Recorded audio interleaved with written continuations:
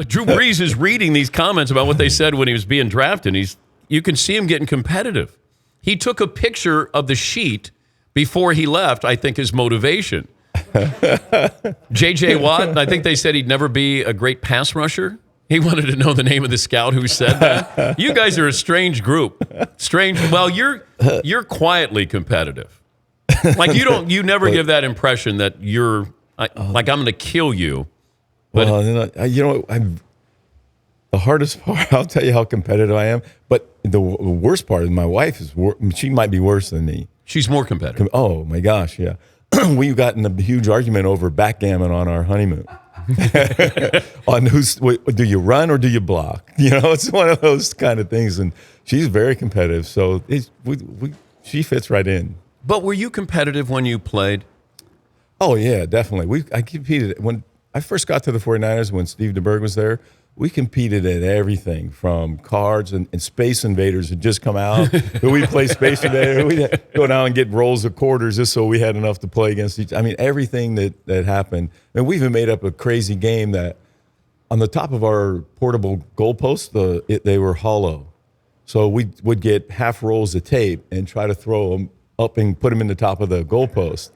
And you could, if I was behind, I would stay there, even though they're blowing the whistle, till I could get one more in to at least get tied with. Shouldn't you have been working on your craft there, Joe? I was. It was accuracy. Oh, is that what it was? You started one game as a rookie, didn't you? Yeah, I think it was a preseason game. How'd that go? Not very well. It did not. No. I think I threw 2 interceptions.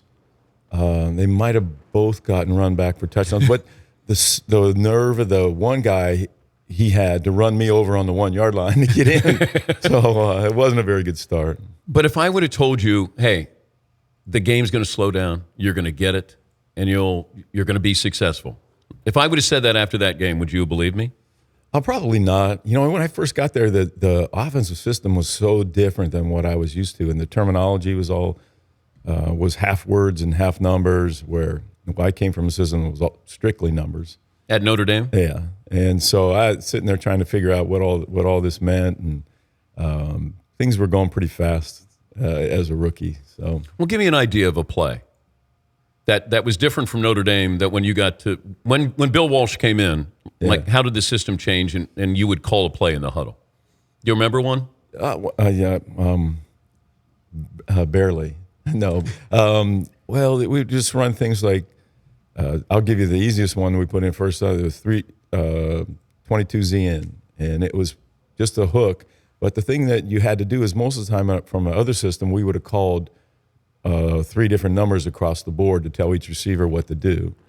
And here you're just saying one thing, you're calling the number, that's the protection. Z-in tells the Z what to do. It doesn't tell, and everyone else has to learn what they have to do just when they hear that. And trying to study and remember all that from coming from a pure system where you basically, I said, well, do I have to tell the line what to do too? And he said, well, eventually, yeah. So, but it was very difficult to make that transition at first. What about knowing when to retire? We'd see this with Peyton. I mean, every athlete eventually has that day. We had Justin Tuck in, and he said he just woke up one morning. He said, that's it. And he said, I decided that I'm retiring. Yeah, Jennifer and I were talking about that the other night because she reminded me that I almost retired after my first year in Kansas City. It took me a few months to really make that decision to go back because I'd had a really bad concussion in the championship game and didn't know whether I really wanted to go back and play or not. And eventually I did. And then once I got there into the season, late in the season, I knew that it was coming that time because physically I was just I'd had enough. What's a bad concussion? What's the difference? Most concussions you don't remember. This one felt like a lightning bolt went from one side of my head to the other, and it was pretty painful. And I'd never experienced that before. And literally, I was being tackled, and I hit somebody's knee on the way down, and that's how I got it. And it wasn't even like a big hit. I just happened to get hit in the right spot at the right time. Did you have aftershocks with it? I think for a little bit, yeah. It hung on for a while, and I think that's the part that scared me also was, I got 4 kids, and beautiful wife at home, and I just want to be able to live a normal life from when I finished football, and that's what ran through my mind, and part of that off season. But you have now Calvin Johnson at 30, Justin Tuck's 32, and I even said to Justin, I said, is this kind of a trend? And he said, yeah. He said, you can make your money. The better you are, the longer you play, the more susceptible you are to getting hurt. So do you see this as maybe guys aren't going to try to extend their careers longer, especially different positions than a quarterback because of the protection there? But the other positions, are guys going to say, look, I made my money, got my big contract, and I can walk away? I think the money that they're making today affords them to do that, the ability to do that. And I think it's great to be able to make that choice to leave, because you see so many. You just go to some of these functions where there are a lot of retired players there, and even older players than from when I played. It's sad. I remember Jennifer and I went to I think it was a 75-year anniversary for something with either the 49ers or NFL, and we were watching players go up 3 steps, and they could barely make it. And Jen goes, "That's going to be you someday." I was like, whoa. It kind of wakes you up when you start seeing the effects that the game actually, sometimes you don't even realize what continues. Were you done playing at that time when she said that? No. We were I was still playing. So she's already. Yeah, she was way ahead of my thought process. So, and I appreciate the way she helped me realize that. But I mean, I'm still going through things. I'm just working on a thing with my neck right now still that's been ongoing. They started with a surgery in my elbow to see my hands asleep, so we're trying to figure that out. Is that football related? Yeah. I've had 3 neck surgeries already and 1 fusion, so I think I'm working on another one. Unfortunately, really. But you do it again? Yeah, if I could play right now, I'd be on Media Row or down at the SAP Center. Yeah, if I could. Yeah, exactly. It's an addicting game. It's crazy. The excitement of that day on the game day on the field, there's nothing like it. We're talking to Joe Montana, but you're also, I think the fascination of a chess game with a quarterback, your coach, your offense, their defense, what you think they're going to do, what you decide to do, like that has to be fun, I would think. Yeah. There's nothing more rewarding than you sit there and as a quarterback, you watch a ton of film or video, whatever you want to call it today, and you go back and forth, and then there's nothing more rewarding when you get on the field and you go, there it is, I see it. And you change the play and you score a touchdown and you go, this is the greatest feeling. Did you ever have a moment where you went to a line of scrimmage and you just said, this is a touchdown here? Like in your mind, Well, anytime when you would see a blitz, and Bill started building into Jerry's when Jerry wasn't the main receiver in a play, he was running a post hook read, and if the safety left the middle, he would run a post and didn't care whether you got a blitz or not. And get back 5 steps, hit the back foot, and throw it down the middle of the field, and he'll go find it. And so I could never understand why anyone took the safety out of the middle against us, because Jerry probably caught more touchdowns on post than anything else. He said that he recited his stats for us, by the way. Oh. he knew all of them. But he said in today's offense, he said I'd have 2,000 catches. I wouldn't doubt it. I mean, the way his ability to get open, it's uncanny. And the way our offense was set up, it was kind of built around making adjustments. So it would have afforded him a lot of, when they get free release, if you give him a free release off the ball, you're in trouble, no matter what route he's running. And the same with John Taylor. I mean, JT unfortunately played with Jerry Rice, and it was an amazing, talented guy, but you had Jerry Rice on the other side. But now, Jerry's not bothered that Taylor caught the winning touchdown pass to beat the Bengals in the Super Bowl. Like it felt like Jerry might have been just a little bit. He goes, I had to be a decoy. Yeah, I mean, that's the one thing about him as a person, is that he understood what his role was in there, and he was the decoy in it, and to get somebody else open. But there are so many times where John Taylor had done the same thing for him, or made a block to get him in the end zone, and vice versa. They were great team players. Paulie asked Jerry if we could have his hands. and that we would, have a. We got a lot of cool memorabilia. Joe, you've been to our studio before. Yep. I asked if someday, sadly, when Jerry Rice passes away, could he donate his hands to our show? And he said maybe, because we offered him some dough. But so now that you're here, can we have, and this, you can't quantify this, your coolness. I don't know if you could put that up on a wall. Well, according to his draft profile, we don't want his arm because we saw what they said about your arm back then. Did you read any of that stuff? I'm sure I did. I don't remember. I knew what I was up against when I came out of the when I came out. We were throwing the ball early 20s in a game, maybe 19, 17 times. But you didn't start your whole senior year, did you? Yes. Oh, you did? Yeah. So Rusty Lish or whatever that. Yeah. Was that your junior year? That was my junior year. Oh, okay. Yeah, and then but you can't compare against the guy's number who's throwing 50 times a game, and I already knew that. I was just happy, honestly. The way our offense was set up at Notre Dame, it was somewhat of a pro-style offense, but on the other hand, it wasn't a throwing offense like some of the other guys were in. So I knew I was up against the tough. Who were you jealous of? Who was throwing it? Oh, Thompson. He was throwing it. Jack Thompson. Jack Thompson from Washington like State? 50 times The a game. throwing Samoan. Yeah. He had to throw. That was his nickname. If you were throwing Joan, then you would have thrown the ball a little bit more at Notre Dame. Can we come back and have you read your draft profile? Sure. All right. How would you rate your acting skills on the Papa John commercials? Should De Niro be worried? No, he should not be worried. No, Okay. don't worry a bit. Have you been in movies? No. Never. No. You've never been asked to be in a movie? Yeah, I just haven't done. You haven't? Done it, yeah.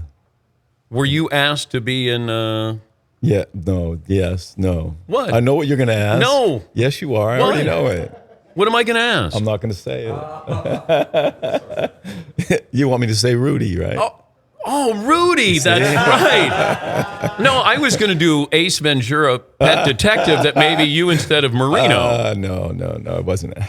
We're well past the Rudy. Okay, good. Rudy comment. Yeah, I'll bet. Yeah, because you caught a lot of heat, and I felt a little bad about that. Yeah, I'll bet. I did. You didn't get people who came up on the street, though, and accosted you and said something about those Rudy comments. Okay, good. No. All right, fair enough. All right.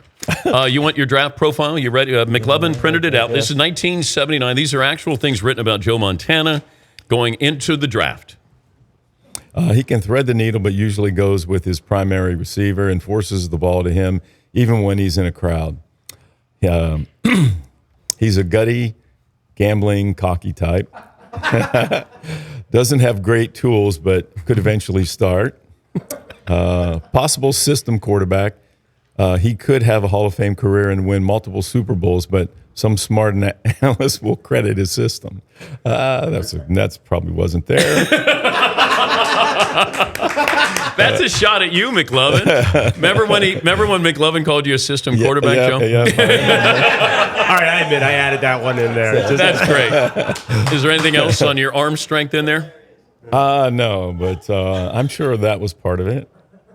I think a lot of times, though, we talked about this before. Arm strength is one of those things that if you make it to the NFL, you got enough arm strength, right? I mean, if you really think about it, how many balls are thrown over 45 yards?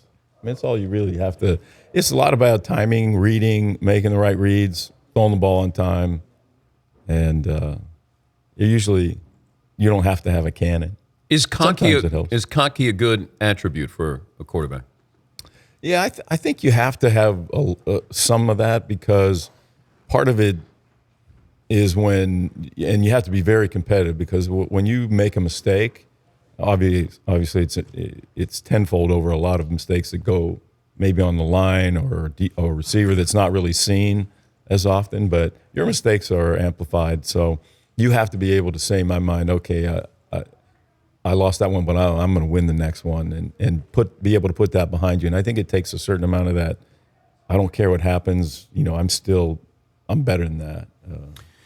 I don't know if this is true, and I'm sure that you being humble, maybe you don't weigh in on it, but you were the first, like you had 4, you didn't lose a Super Bowl, that we start to, it's like Jordan won 6 titles. So whatever Kobe does or anybody else, if you lose one, like we look at you differently. You were the first to get to 4. So does that, in our minds, that's going to elevate you no matter how many times Brady gets to the Super Bowl? You were 4-0. Is that a fair gauge of talking about greatest quarterbacks of all time? I don't think it's a fair gauge. I mean, you can guys have had how many times Kelly got there a bundle. Unfortunately, they didn't win, but he still had a great career. And I think that we all sometimes overlook how well guys play and what they've done for the league and during their term with the ball in their hands. So, the Super Bowl is great to get to, and that's what we play for every year. And I'm so glad we didn't lose one. But the competitor in you, you want to be recognized as the greatest quarterback of all time. Well, I mean, if you say you're not, I'm crazy. I think everybody wants to be the best there is, but I just think it's so hard. It's, like we talked about it before. It's just too hard to really compare guys because of the different. I mean, right now, guys are throwing the ball so much and so often for so many yards. But can I compare you to Elway and Marino? Like that they were. Well, I mean, we played during the same era, but it's still hard because you're in different. I mean, who knows what would happen if I had to throw seam routes all day or goes and like Danny. I mean, Danny had the perfect he wasn't a system guy either. But you realize, but he was so accurate. I mean, it didn't really, and that's a big part of being in that position. But I think it's really hard to compare because even during the same eras. Well, Marino was doing what they're doing now, 30 years ago. Yeah, but give them the defense that they have to play now, and knowing that you're not going to take a big shot, like it ended a number of years ago. Now it's a lot different than when you're standing there going, I know I'm not going to get hit. Well, he said he could throw. He said maybe I could throw 60 touchdown passes, and he threw 48 back then. Oh, I know. Yeah. He might throw 60 touchdown passes in today's system. He might, and I wouldn't put it by him because he was that good and that accurate. It's always great to see you. Good luck with Papa John's. You can go to papajohns.com/guarantee. Coming up on Monday, following the Super Bowl, the quality guarantee. Yes, Paulie? Joe's not delivering pies to the house. He's not. Or calling, because J.J. Watt said he was calling some houses. You're not doing that. You're not doing like house calls with the pizza. Like if I'm disappointed in my pizza, you're not coming over, right? If I say... Oh, I might for you. Oh, you would? but the guys over here just said you don't tip very well. So no, I don't. I do not. I do not. It's great to see you, bud. You too. Thank you, Joe. Thank you. Antonio Brown. Whoa, Antonio Brown is looking clean over there. Maybe you want to throw a pass to... Do we have a football so Antonio Brown can tell his kids and his grandkids that Joe Montana threw him a ball here? Now, don't be like Patrick Peterson. He dropped the ball when Marino threw it to him. Here we go. Look at that. Thank you, Joe.